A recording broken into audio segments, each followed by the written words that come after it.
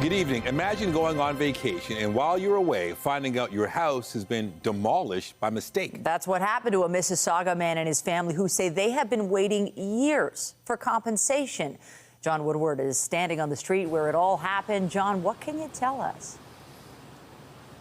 Well, Michelle, the contractor in this situation was supposed to demolish a house at that address.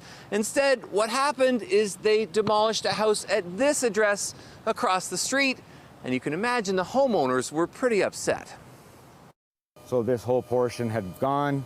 This is the lot where Angelo Wrightson's house used to be. It was just complete and utter shock, to say the least. A shock when he was on vacation with his family and got this picture through a text from his neighbor. His house halfway to rubble. I couldn't believe my eyes. His pictures and videos show what the house was like in 2018 before and after. It became an open house well after it was listed for sale. I have a family, 3 children, so I think it's quite unfair to them and to my wife, who cries on a daily basis over this situation. He sued Como Trucking and Excavation and others for $1.5 million, alleging instead of demolishing the building property located at 24 Theodore Drive, Mississauga, the defendants demolished or partially demolished beyond repair the building owned by the plaintiffs at 28 Theodore Drive. The dispute stuck in court since then. The bigger shock, I would say, is that it's been 7.5 years. CTV News got in touch with Kevin Como, who admitted a worker dropped the excavator off at the wrong house. But he said the mistake was more understandable because the homeowner had taken steps to get a demolition permit and cut off utilities. The legal dispute about how much to pay back, more for a complete house or less for a partial one. The contractor's insurance company, Intact, telling CTV News, our team continues to be engaged in discussions and has made a number of attempts to reach a reasonable resolution. Wrightson's said he did think about knocking the house down and building a dream home there, but stopped because he didn't have the cash. He also didn't have his own home insurance. My wife thought I had taken care of it, and vice versa. Depending on what damages the court settles on, he might have that cash to get that dream home after all. Now, you won't believe this, but we found out in just the past hour or so that lawsuit has settled. The trial that was supposed to go ahead on Monday won't, and some money has changed hands. How much, we don't know, but we do know that there may be construction on this property soon and a house once again. Reporting live from Mississauga, I'm John Woodward. Michelle, back to you. That's quite the development. Thank you, John. Also tonight, transit troubles to start the day, making for a frustrating commute on the TTC, prompting an apology from the CEO. But first, Toronto's police chief is reassuring residents tonight after a recent rash of violence in our city, including 2 random stabbings during the busy afternoon commute near Dufferin Station on Wednesday. Police announced an 18-year-old man has been arrested in Hamilton and is now facing numerous charges. CTV's John Musselman is live tonight with more. John. Well, Nathan, this caused a lot of, unsettled feelings for many of the people around here on Bloor Street because this was such a random attack. The surveillance video captures the random attack. A man in dark clothing approached another man from behind and appears to stab him in the leg. The suspect takes off. Moments earlier, police say the same suspect randomly attacked a 33-year-old man in the underground level at the Dufferin Station just around the corner on Bloor Street. Today, Toronto's police chief announced that a man has been arrested in connection with this case. We do have someone in custody for that at the moment, and I think that speaks to the tenacity of our police officers and our investigators who, no matter the incident, will invest the resources necessary and do everything they can to bring offenders to justice. The accused has been identified as 18-year-old Noah Christopher Chapman. He's been charged with aggravated assault and carrying a concealed weapon. Both victims were treated in hospital for non-life-threatening injuries. This random attack comes after a 20-year-old University of Toronto student was shot and killed on the Scarborough campus on the afternoon of December the 23rd. It happened in a wooded area near the campus. Shivanka Vasti was a third-year international student from India. A 28-year-old man is accused in this case. Police say it appears the shooting may have been random. The chief is assuring residents that despite the violence, Toronto remains a safe city. We don't police communities, we police with our communities. And in these cases you're describing, it's very important for us to have strong relationships, trusting relationships with our communities, with our institutional partners, be it the education system or others, to make sure that, first of all, we understand the concerns and we can be there to provide a sense of safety and security, and importantly, be there when we're needed the most. Police say the accused man in the U of T homicide was on parole for firearms offenses. The motive for the shooting is unknown. And the man accused in the shootings appeared in court this morning, and investigators say the motive for why it happened is still unknown. Reporting live, I'm John Musselman. I'll send it back to you. Thank you, John. We turn our attention to the weather forecast. A live look at the evening conditions. Looking pretty nice right now, but a special weather statement is in effect. Something to keep in mind as you go about your plans tonight after a record-breaking day, temperature-wise.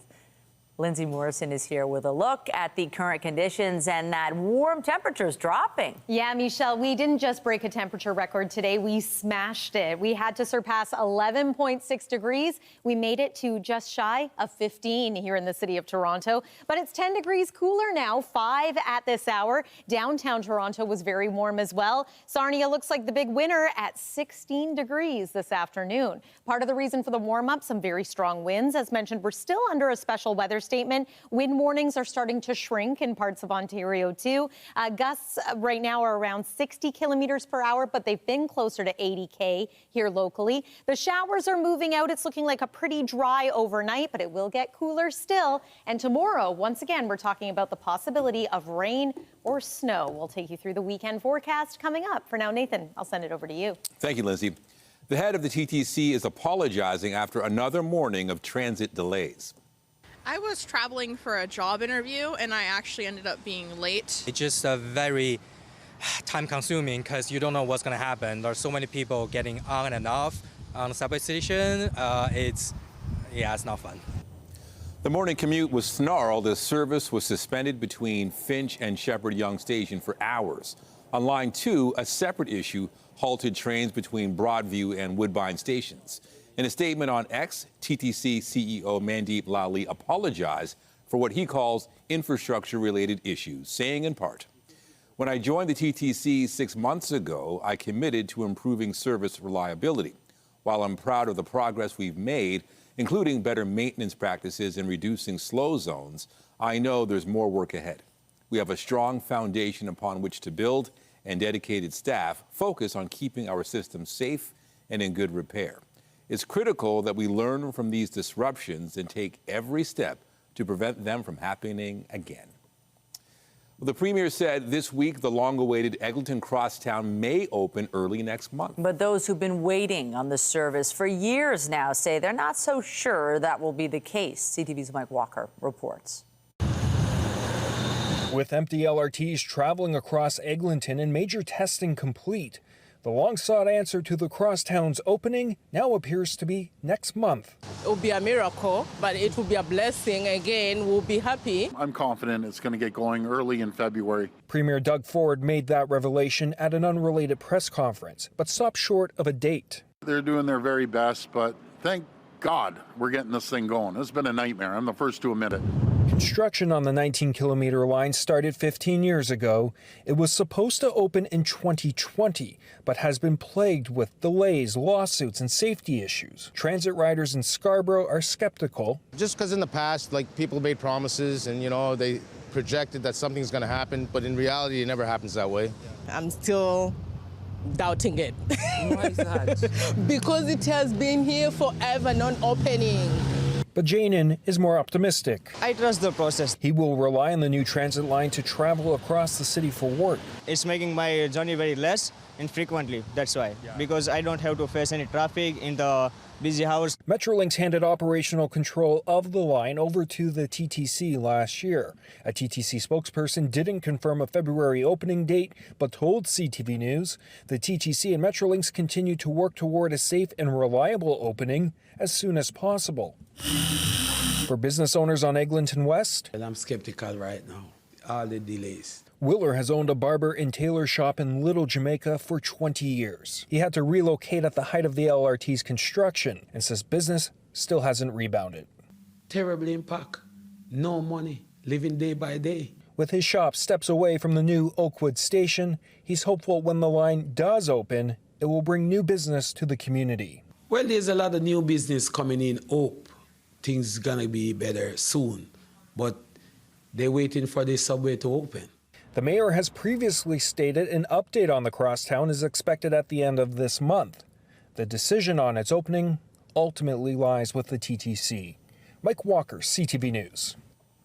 Meanwhile, Toronto's new traffic czar is wrapping up his first week on the job. He isn't revealing details of the congestion plan just yet, but says he'll be looking at all options in the road ahead. CTV's Natalie Johnson spoke with him today. For years, Toronto has topped list after list of terrible traffic. The Board of Trade going as far to call it a congestion crisis. It is supposed to get way worse than it is now. It's a lot like construction right now, to be honest. It's terrible. Toronto traffic sucks. In the quest to tackle the problem that has choked growth across the region, setting the GTHA economy back by nearly $45 billion a year, City Hall has put a point person in charge of it all. Andrew Poslin's a longtime bureaucrat who has worked for the Ministry of Transportation and Metrolinx, started in Toronto's top traffic job this week. People have got to be able to get around, whether you're a parent taking your child to school or a program, whether you're trying to get to work or just want to go out and enjoy the city. A lifelong Torontonian, Poslin says he cycles, takes transit and drives, now charged with the tough task of breaking gridlock. My job is to identify all the strategies and all the approaches that we can take to address congestion in the city. If there's ones that I think make sense, I'll be taking this forward. Can you give us an example of something that you'd like to implement right away?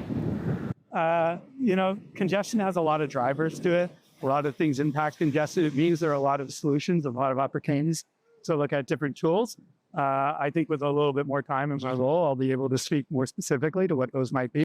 As for when drivers will notice an improvement in Toronto traffic, Poslin's isn't committing to a specific timeline just yet. I'm eager to get started right away, working towards finding solutions that will mitigate people's experience of congestion and traffic.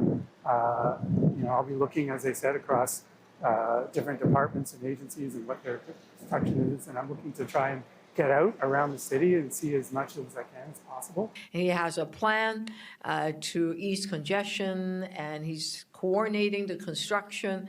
He already has been talking to a lot of our senior staff, so he is already working hard. 1 week into one of the toughest jobs in town, Poslin says he knows Torontonians care a lot about congestion. They will now be watching and waiting to see exactly how he'll get this city moving. Natalie Johnson, CTV News. In Brampton, Mayor Patrick Brown unveiled his proposed 2026 budget this morning. It includes a 1.5% tax increase on top of the more than 3% portion from Peel Region. To the seniors on fixed incomes who struggle with affordability, we hear you. That is why this budget is so focused on affordability. To single parents, to those living on fixed incomes, we hear you. This is a budget that we're proud of because it really puts affordability first. Mayor Brown said despite cost pressures, investments continue in public safety, recreation and parks, and transit. Although he noted some local bus routes will see the service declines as the number of international students drops. Residents can share their feedback about the budget at an in-person and virtual events starting next week. Still ahead, the spotlight back on the embattled Skills Development Fund as the Ford government files a lawsuit against one of the companies that received funding. What's alleged in moments. In Whitby, an elderly woman is fighting for her life in hospital after being struck by a vehicle this afternoon. It happened near Brock Street North and Mary Street West around 1:15. Police say the woman was rushed to hospital in life-threatening condition. Tonight, the investigation continues. York Regional Police say the Ministry of Labor has been called in to investigate a fatal workplace incident in Vaughan. This is a look at the scene on Applewood Crescent from our CTV News chopper. Police say a man in his 40s died after being trapped under a forklift. This happened around 12:30 yesterday afternoon, and police were still on scene today. The cause of the incident has yet to be determined. And here in the city, police are investigating after shots were fired in an Etobicoke Plaza last night. Police were called to the Burnhamthorpe and Saturn Road area around 10 p.m. When they arrived, they found evidence of gunfire at the scene. No injuries were reported, and anybody with information is asked to call police or Crime Stoppers. Meanwhile, the search is on for 4 suspects in a New Year's Day assault in Scarborough. Police say a man and woman were seriously injured outside Woodside Square at McCowan and Finch. Now, it's believed the altercation began inside a restaurant and later spilled outside. Investigators are trying to identify 2 men and 2 women, all described as being in their 20s.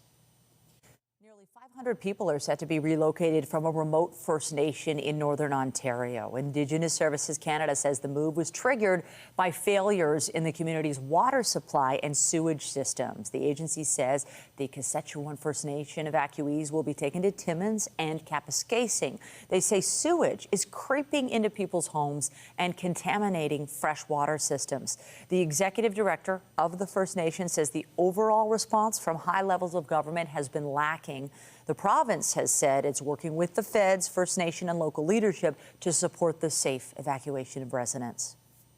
A sinkhole in the city's West End has been patched after a few days after it formed. Now take a look at this footage from our CTV News shopper. This was the scene earlier today on Windermere Avenue in the Swansea neighborhood. Now the hole opened up on Tuesday and it was more than a meter deep and prompted road closures. We got a look at the area a few hours later, and the hole appears to have been fixed by city crews. No word on when traffic will begin moving through the area again. Next to Queen's Park, where the province has announced it's suing Keel Digital Solutions for what it calls fraudulent misrepresentation. That same company is at the center of the Skills Development Fund scandal. CTV's Queen's Park Bureau Chief Siobhan Morris has the details. The Ford government wants $27 million from Keel Digital Solutions. For 3 years, funding flowed from the Ministry of Colleges and Universities for an online program to offer mental health support to students. The government now accuses the company of deceit and obstruction, of inflating the number of help sessions to drive up its payout. In a filing with Ontario's Superior Court, the government writes, the false reports caused the Crown to pay the corporate defendants millions of dollars that they otherwise would not have been paid. The government's claims haven't been tested in court. Last month, the OPP's anti-rackets branch launched an investigation into this. Keel has denied wrongdoing and says a counterclaim is coming. In a statement, their COO calls the government suit deeply flawed, built on misstatements and outright inaccuracies, stressing that Keel Digital has never been involved in any fraudulent activity.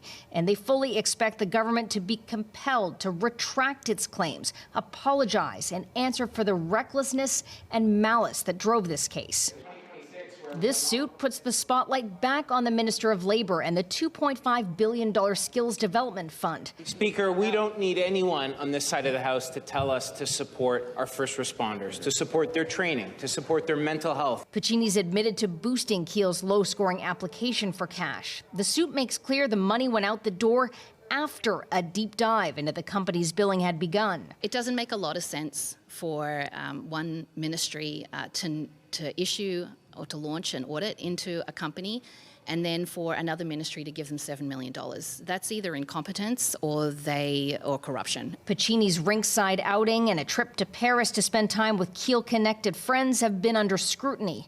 The Premier said this week he has no plans to move his minister. With any program that large, there's going to be tweaks, and that's what we're going to do. And do I have confidence in David Puccini? Yes, I do. Baffling to the Liberals. How can the minister still be there?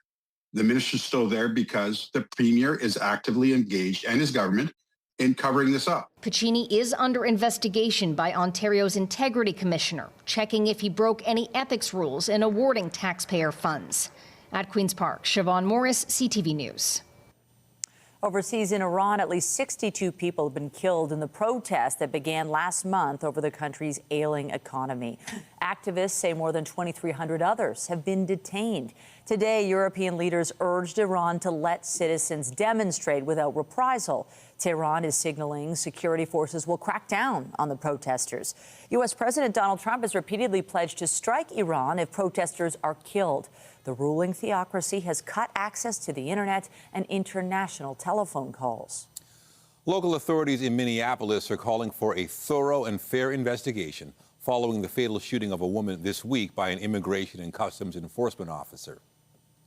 In Minneapolis, when a tragedy strikes, there's one word that summarizes what is most important, and that word is integrity. This is not the time to bend the rules. This is a time to follow the law. This is not a time to hide from the facts. This is a time to embrace them, making sure that we're pushing for transparency every step of the way. The fact that Pam Bondi's Department of Justice and this presidential administration has already come to a conclusion about those facts is deeply concerning. Protests continue amid demands ICE leaves after Renee Good was shot while in her car on Wednesday. Federal officials say the officer acted in self-defense, but videos have raised questions about whether that was the case. The FBI is investigating the deadly use of force, and some protesters are demanding the officer face criminal charges. The American military boarded another oil tanker in the Caribbean Sea. It's the fifth tanker seized as part of an effort by the Trump administration to control the distribution of Venezuelan oil. The U.S. president says the vessel left Venezuela without American approval. At the White House, Trump met with U.S. oil executives this afternoon. The White House wants to quickly secure $100 billion in private funding so Venezuela can fully tap into its petroleum reserves. Also today, American personnel traveled to Caracas to assess a potential resumption of embassy operations there. It may be an initial step toward restoring relations after the arrest of President Nicolas Maduro. Here at home, a federal by-election could be held in Toronto's University Rosedale riding as early as March. That seat is vacated following today's resignation of Chrystia Freeland.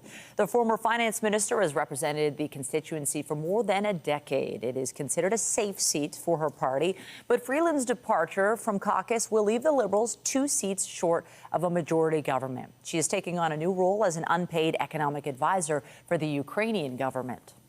Meantime, Brazil's president says Mark Carney has accepted an invitation to visit his country in April. The two leaders spoke yesterday, condemning the use of force in Venezuela. Next week, Carney will visit China. He will also travel to Switzerland for the World Economic Forum and Qatar to talk trade and foreign investment. Coming up, chosen to defend gold next month in Milan. Hockey Canada and the COC unveil its 2026 Women's Olympic roster. Who made the cut? Just ahead. And I'm Pat Foran. Coming up, it's Feedback Friday. More viewers tell us they received empty gift cards over the holidays. More people get caught in investment scams and lose their life savings. And more glass tables have shattered for no apparent reason. Feedback Friday is just ahead. Well, we will be above seasonal again tomorrow, but not nearly as warm as we were today. 3 degrees, and the good portion of your Saturday will be dry until the next system moves through. And this one looks to bring us a mix of rain and snow. We're also looking at maybe another round of snow on Monday. We'll take you through the forecast coming up. When you see it happen, send it to CTV News. Text 10400. From your screen to ours. Text 10400. We received a lot of reaction to our consumer stories, and you had plenty to say about crypto scams and exploding glass tables. We've also received more complaints about cheap merchandise being sold through Facebook and gift cards that turned out to have 0 balances. Here's Pat Foran and Feedback Friday. Pat. Thanks, Nathan and Michelle. Many people did receive gift cards over the holidays, and unfortunately, some who tried to use them found them to be completely empty. When that happens, it should be easy to get a refund, but many viewers discovered that's not the case. In 2024, almost $6 million worth of gift cards turned out to be empty, according to the Retail Council of Canada. Criminals are able to tamper with them and drain their balances. Peter and Elaine Terry bought their friend one that turned out to be empty. And they told him it had a 0 balance. With CTV's help, the Terrys got a refund, but Jonathan wrote, I bought 3 $100 gift cards and all were empty. The gas station where I bought them is taking no responsibility, and I've lost my money. We heard a huge bang coming from downstairs. Sonia Rahman was stunned to find her glass table had shattered into thousands of tiny pieces in the middle of the night. It happened for no apparent reason. We were both shocked and horrified and terrified to see what happens. Rona sent photos of her glass table, which also recently shattered, shooting glass across the room. She said, "Our glass table exploded at 5 a.m. We awoke to a dangerous mess with shards everywhere. I'll never buy a glass table again." Canadians have lost more than $1.2 billion to investment scams over the past 3 years. Many involve fake AI-generated videos on social media, promising huge returns with little effort. CTV interviewed 2 people who together lost more than $2 million. I don't have no retirement saving. Everything is gone. B wrote and said, "We also got caught in an investment scam. We invested in cryptocurrencies after seeing a video online and lost $1.7 million. I'm upset. I'm angry. Jackie Belfour was on Facebook when an ad popped up for a clothing store that claimed it was going out of business. She bought an outfit and pair of shoes, but when they arrived, the clothing was cheaply made and the leather shoes turned out to be plastic. I felt ripped off. Ramola was online and saw a lamp made of stained glass, but when it arrived, it was nothing like what was promised. She told us, "I bought a stained glass lamp through a Facebook ad for $169. The lamp I got was painted plastic and 6 inches high. What a ripoff." And you should always be cautious buying items through social media ads, especially things priced at levels that seem too good to be true. You may not receive anything at all or get something so poorly made that it's a waste of money. On your side, I'm Pat Foran. If you have a consumer story idea, email us at alert@ctv.ca. Well, I knew it was going to be mild today, but I wasn't expecting record-breaking. When you break a record in January, you're thinking it's going to be snowfall, it's going to be cold. No, we're talking warmth. And January thaws happen. This is not totally out of the ordinary, but 15 degrees on the 9th day of January. That's a little unusual. In fact, it is now the first time it has happened on this date. So a new record set. We'll wait for the official word on what the final temperature was for today, but it looks like it was just shy of 15 degrees at Pearson Airport and almost as warm downtown Toronto. This, of course, comes with maybe a few problems. We've had quite a bit of melting over the last couple of days. Here's what the Humber River looked like a little bit earlier on. Beautiful sunshine out there, but of course, when we have rain like we've had and we have melting, water areas like this can be running higher and faster than normal. And of course, then you get the snow and ice breaking off. That can cause problems later in the season with things like ice jams, potentially leading to some flooding. So just be mindful of this, especially near water areas. Today, in addition to the warmth and a little bit of rain earlier on, we've had very strong winds. Still under a special weather statement for part of the GTA, including downtown Toronto. Wind warnings are gradually coming to an end around Niagara Falls, still in place around Kingston, where the winds continue to be quite gusty at this hour. But again, improvements happen later on tonight. It's 5 degrees right now at Pearson Airport, so a bit of a drop compared to earlier in the day today. The record to beat was 11.6 degrees. We knew that was a possibility. We smashed that daily temperature record. Then tonight, we are looking to drop to an overnight low of -1 degree. That is still a fair bit warmer than normal, but below freezing is where we expect to be at this time of year in January. Back above that threshold for tomorrow in most areas, in some cases near or just slightly above the freezing mark, but around the GTA, expecting highs of around 3 degrees. Then at night, the temperature falls again, and that complicates things somewhat when it comes to the next round of active weather, which is going to roll in. It's another area of low pressure, and this time it looks like we'll get a little more snow in the mix for southern Ontario, maybe even a period of mixed precipitation. Most of the daytime hours on Saturday are going to be dry with a mix of sun and cloud, but there's about 4 p.m. in the area in pink there. You can see that mixing potential. Might stay as rain right along the shoreline of Lake Ontario, but elsewhere we do expect some snow, and then Sunday is a day of flurries. Also just want to mention that Monday we could be in for another little burst of snow thanks to a clipper swinging through. Not a lot of snow for us here in the GTA, if anything, just a couple of centimeters or 2, but again, snowbelt areas and communities east of Georgian Bay likely to see more measurable snow once again this weekend. So there's your forecast. -1 degree for Sunday for the high, overnight low a little chilly, possibility of snow on Monday, little bit of a break from the cold and the active weather for Tuesday, Wednesday, but look at the cold returning Wednesday night and into the day on Thursday. That's your look at the weather for now. Nathan, I'll send it over to you. Thank you, Lindsay. Also tonight, a historic moment in the fight against Alzheimer's in Canada. The first ever infusion of a long-awaited drug now approved by Health Canada. How it can improve lives and how much it costs.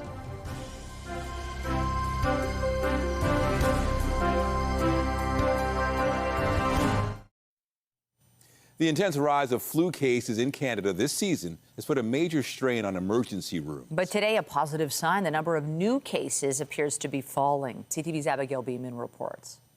We just don't have the ability to look after the people who walk through our doors. The situation in Alberta hospitals is so dire, the Alberta Medical Association wants the province to declare a state of emergency. It comes just weeks after this 44-year-old father died after allegedly waiting 8 hours for care in the ER. People are not surprised to wait 16, 18, 24 hours to be seen with a medical emergency in an emergency department. If that isn't a state of emergency, I don't know what is. The government says the calls are misguided and measures the exceptionally busy system has taken are in line with past winters, including canceling some scheduled surgeries. Meanwhile, new national flu numbers up to January 3rd show the percentage of positive tests is down. Outbreaks are down and hospitalizations are stable. But at this Northern Ontario hospital, where the flu has forced patients into dining rooms and hallways for the first time in a long time, a drop in flu cases alone won't solve the problem. Waiting in hospital for alternate discharge locations, limited primary care in the community, and the aging population and comorbidities are still impacting our volumes. Ottawa, too, forced to use dining rooms and hallways. We are certainly experiencing a surge of patient volumes, and it is largely related to potentially influenza, but also complications related to influenza. While Newfoundland and Labrador now reporting 2 flu deaths, with the latest case numbers 3 times higher than the 5-year average. We've certainly seen a little bit of an uptick in flu cases over the past week or so. Across the country, cases among those aged 19 and younger, previously leading the way, have dropped off sharply, while cases among those 65 and older have soared. Abigail Beeman, CTV News, Ottawa. Meanwhile, Toronto Public Health is kicking off the new year with a reminder about getting vaccinated to help stop the spread of mpox. The health department tells CTV News nearly half of confirmed and probable cases in the city last year were among people who were unvaccinated. Ontario reported 145 mpox infections in the first 9 months of 2025, most of them in Toronto. And public health says local transmission is still happening. Experts say anyone can get mpox if exposed, usually through close contact. Officials say they're encouraging eligible residents to get both doses of the vaccine. Today in Toronto, the first Canadian was infused with a new Alzheimer's drug approved for use in Canada in September. CTV's Adrienne Gabriel was there. It's starting right now. With the press of a button, the miracle that is modern medical science goes to work. I say to anybody who needs this procedure that if they can get it, get it. Sharon Runge began experiencing mild memory loss about 4 years ago. Probably in the last year or so, the diagnosis of Alzheimer's has been made. The Runge family have been waiting for Health Canada to approve this drug that will gift them life's most valuable commodity, time. It's a historic moment for people living with Alzheimer's disease and their families in Canada. Today marked the first ever infusion of lecanemab in Canadian history, administered by neurologist Dr. Sarah Mitchell. It's a monoclonal antibody. It goes in and it basically removes the bad plaques from the brain. It slows down the progression of the disease by about 30%. Canada is the last of the G7 nations to approve lecanemab. As of today, it still isn't covered by any province, and that comes at a cost. $32,000 Canadian, and that is per year. We are hoping that we can have equal access for all Canadians to this drug, and that requires government support. Any future funding of the drug has received some public pushback. Well, I'd say they should walk in our shoes. The infusions yield the best outcomes for those battling the early stages of the disease. While Sharon admits she's unaware of her cognitive deterioration, her sense of humor is on point when we ask that she share her age. I'm 16. No, she's... And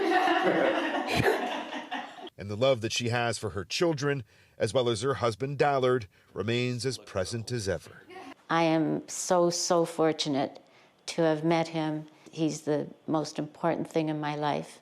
The Runges now have hope that their loving life together will also have longevity. The troublesome protein can gather in the brain decades before symptoms arrive. The next step is testing whether this drug can help offset Alzheimer's in asymptomatic patients. Adrian Gobriel, CTV News, Toronto. After the break, turning dreams into reality. Ice dancers Piper Gills and Paul Poirier balance lives' many challenges on their journey to the 2026 Olympic Games.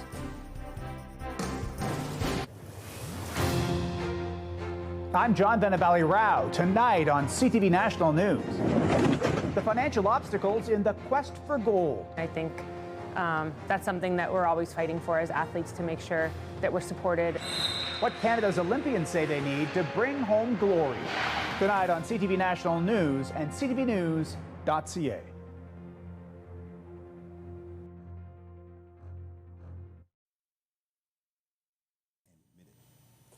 The unemployment rate moved up in December, even though new jobs were added to the economy. BNN Bloomberg's Morella Fernandez has more. The rate moved to 6.8% in December, up from 6.5% in November. 8,200 jobs were added, but there were more people looking for work, which is why the rate moved up. Science and technical jobs were lost in December, but manufacturing jobs were gained. Statistics Canada also reported a reversal in youth employment, which includes young people between the ages of 15 and 24. In October and November, there were 70,000 jobs created, but that segment lost more than 25,000 jobs in December. General Motors reporting a charge of $6 billion U.S. as it scales back its electric vehicle operations. It follows an earlier hit of $1.6 billion U.S. Like other automakers, GM is dealing with the rollback of EV incentives in the U.S., which has dried up demand. In December, Ford reported it is taking almost a $20 billion U.S. hit for the same reason. Aritzia stock gained today after the clothing retailer released earnings on Thursday. Analysts seem to agree the firm had an exceptional quarter, with Canadian sales up 29% year over year. That traction sent shares up to their highest point ever today. Here are the closing numbers for the day. The Canadian dollar is down to 71.87. West Texas Intermediate is up just under $1 to 58.74. Western Canadian Select is up over $1 to 42.66. And the TSX gained another 234 points today for a third record close for the week. Those are your business headlines. I'm Morella Fernandez. The Business Report is brought to you by Canadian Western Bank, the bank built for business. In sports, the Toronto Raptors may be without two key players when they visit Boston tonight. Mamu, quickly for the win! Quick does it at the end! Emmanuel quickly! Call 5! Toronto was on a three-game winning streak after Emmanuel quickly hit a three-pointer at the buzzer for the win on Wednesday. This evening, a banged-up Scotty Barnes and Brandon Ingram are listed as questionable against the Celtics. The roster that will defend Canada's Olympic gold in women's hockey was revealed in Toronto today. Renata Fast, Burlington, Ontario. Sophie Jakes, Toronto, Ontario. The decisions were incredibly difficult. There were many directions this roster could have taken. Ultimately, we looked at body of work. We looked at readiness to compete at the highest level and the serviceability of this group. When I look at the roster, I see so much skill and so much compete, and then obviously a ton of experience as well. But with that experience, there's also 7 first-time Olympians, and I think as a group, we're so proud of them and we're excited for them to have earned this opportunity to forever be called an Olympian. The 23 players include 16 returning from the 2022 Olympic team. The Canadians' first game is February 5th against Finland in Milan. Team Canada's GM and head coach hold the same positions with the Toronto Scepters. They are Canada's top ice dancers, preparing for their third Olympic Games next month. It is a long way from their training facility in Scarborough to the ice in Italy, and along the way, the pair has faced no shortage of challenges. CTV's Sean Thong sat down with Piper Gillis and Paul Poirier. There's a moment in competition when Canadian ice dance pair Piper Gillis and Paul Poirier cut through the noise. When it's their time, the waiting is over, and the nerves leave. When you get onto the ice and you hit your starting pose and the music starts and there's a feeling that you're coming home. Coming home to the routine they've worked on tirelessly here in Scarborough. But it's also the feeling the pair bring with them to Milano Cortina, their third Olympics together. We wanted to be on that podium and feel like we belong up there because we know we do. Talking from their training facility at the Scarborough Figure Skating Club, Gillis and Poirier say a disappointing 7th place finish at the 2022 Games in Beijing was the beginning. I was actually diagnosed with stage 1 ovarian cancer. 2023, Gillis has surgery recovering from stage 1 ovarian cancer, helping bring new perspective to the partnership. You really end up in our sport sharing a lot of your life with your partner just by virtue of going through the ups and downs of trying to be a world-class athlete together and really being vulnerable together all the time. I think you got to remember your why too. You know, as kids, like this was, you know, a dream and we hoped to be there. And I think we have to remember like why we started to do this. Finding their why has brought this 15-year partnership to the top of the sport. 4-time Canadian champions, earning silver in the last 2 World Figure Skating Championships and a victory at Skate Canada International in November. They've developed a closeness and understanding where the pair say they've even developed their own language. It's quite funny when we have teammates kind of skate by us and we're almost speaking in gibberish. And then if we come around the corner and then we can do, okay. Okay. Something like that. That's it. And as part of building back up, the pair are no longer feeling pressure, but seeing their work as a celebration of their family and figure skating community, helping the pair succeed. This is our community and our people that we skate for as well. They've become a focus of the Sobeys Feed the Dream campaign, celebrating the support Canada's Olympians get chasing their dreams. And even though they say the pressure is off, the goal is high. The goal is to be on the podium. The goal is to win. Yeah, we're planning on getting a medal. The Milano Cortina Winter Olympic opening ceremonies are on February 6th, so their time is less than a month away.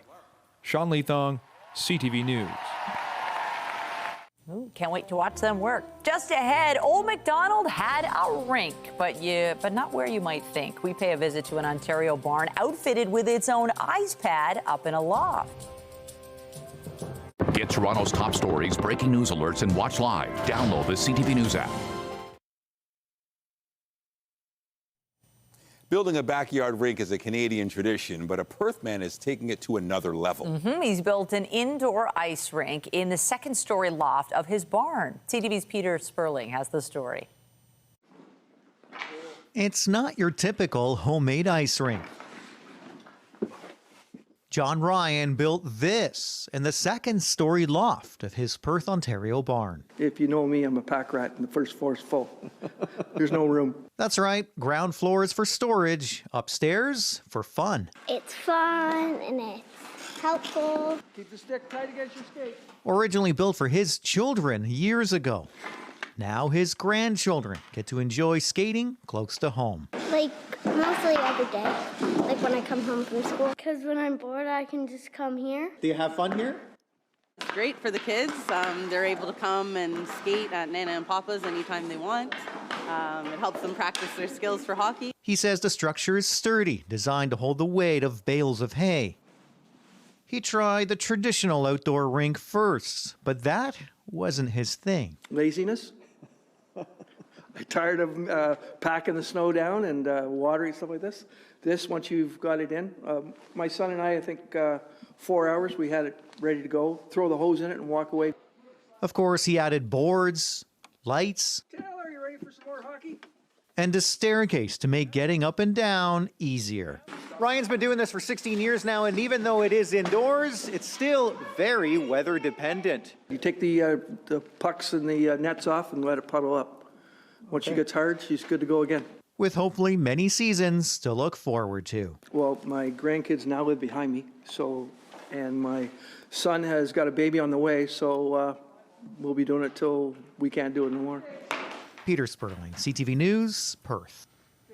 It does look good. They oftentimes refer to these hockey rinks as in a barn. Right? Perfect. That is perfect. Oh, we would have loved one of those when we were kids, honestly. Weather-wise, it is getting more icy as we head into the evening hours. Yeah, I think anybody who has an outdoor rink right now probably didn't love today's weather, but it is going to be cooler heading into the weekend. Want to touch upon the winds one more time because it is breezy out there right now. Here's a look at our current gusts. And there is still a special weather statement in place, although a wind warning has now come to an end for Niagara.